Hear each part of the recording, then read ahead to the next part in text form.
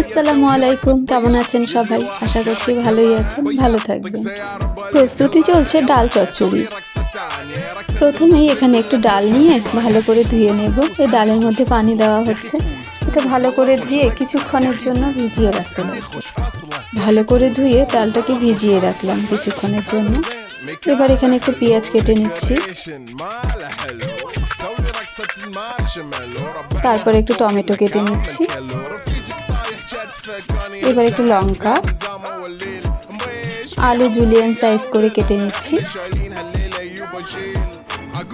একটু ধনেপাতাও কেটে রেখে দিলাম।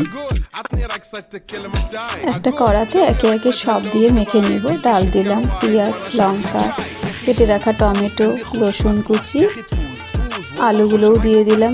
বেশ কিছু ধনেপাতা রেখে দিয়েছি, কিছু দিলাম। লবণ দিলাম, একটু হলুদ, জিরা গুঁড়ো, ধনিয়া গুঁড়ো,